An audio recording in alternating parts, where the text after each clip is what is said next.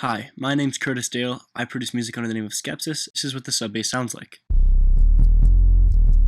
going to show you some techniques to change up the sub bass too for whatever song you're working on so it always sounds good no matter what your project entails. Let's get started. In Massive, or any other several oscillator plugin, activate all three of your oscillators. We don't need the modulation oscillator, we don't need the white noise oscillator, nor the feedback, insert 1, 2, filters 1 and 2, or FX2. Turn oscillator 1 to a sine square. Move the far left knob all the way down. Move the middle knob all the way right. Move the amp all the way right. Take the octave down -24, which is 2 octaves. We'll be playing our bass in octave C2. On the second oscillator, put the wavetable position all the way to the left, the intensity all the way to the right, and set the amp directly upwards. Put the pitch to -12 or -1 octave. In the third oscillator, put the wavetable position all the way to the left, the intensity all the way to the right, and the amp up exactly 1 tick, or just as soon as you start hearing sound coming from this oscillator, that's when you know you should stop turning it up. The next step is a simple classic tube distortion. Put it all the way down, and make an envelope shaped like this. Apply it to the dry wet, going all the way up exactly to halfway. What this does is gives the bass a bit of an attack, whilst also retaining the exact volume level the entire time. The next 2 steps are fairly important. We're going to add a bit crusher. The reason we're doing this is to make our bass more tonal. We'll return it to its factory default, and I'll show you exactly how to find the sweet point that we're looking for. Before you even play any sound, turn the resolution all the way up. Turn the drive all the way down, and keep the clip level where it is. Play the notes and listen to what it sounds like. Now if we watch on an EQ, if we increase the drive to about 4, and then start bringing down the clip level, we'll find that more frequency information appears between 75 Hz and 200 Hz.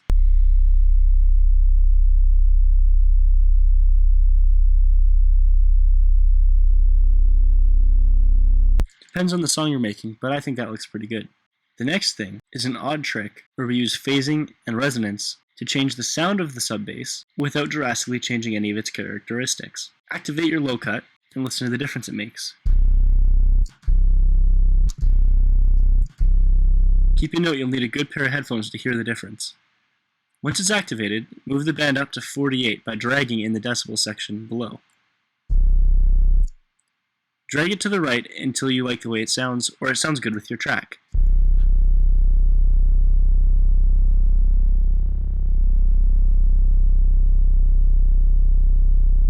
Once you find a good spot, you can change this to whatever you want. Just make sure it sounds good. Doesn't really matter what it looks like.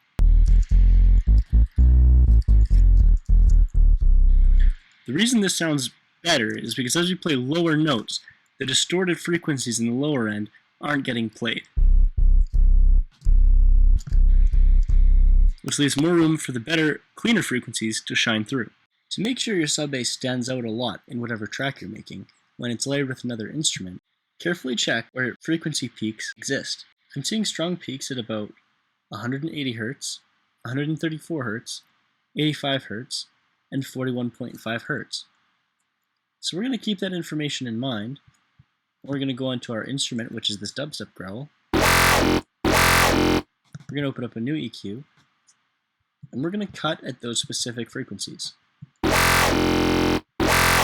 starting with 41.5 Hz. 41.5. We can type it into the EQ.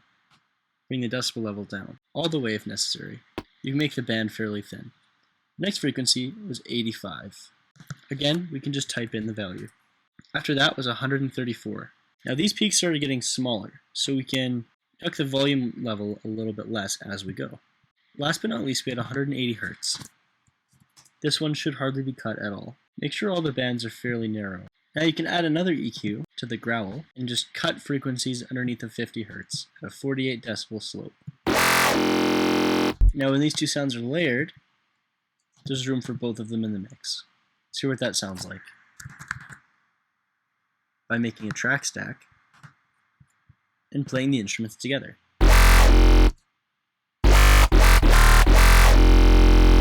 And again, by changing the EQ on our sub bass, the low end here, we can change the way it sounds.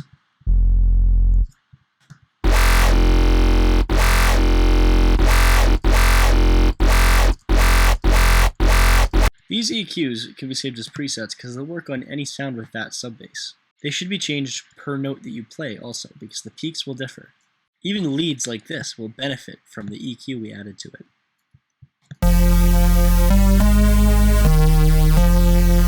Without the EQs, the bass just doesn't seem as powerful. Now there's one last thing you need to do to make sure your bass stands out in the mix. Apply a sidechain to the entire instrument, including the sub-bass and the lead, so that whenever a kick or a snare hits, the volume ducks, leaving room for the kick and the sub in the mix.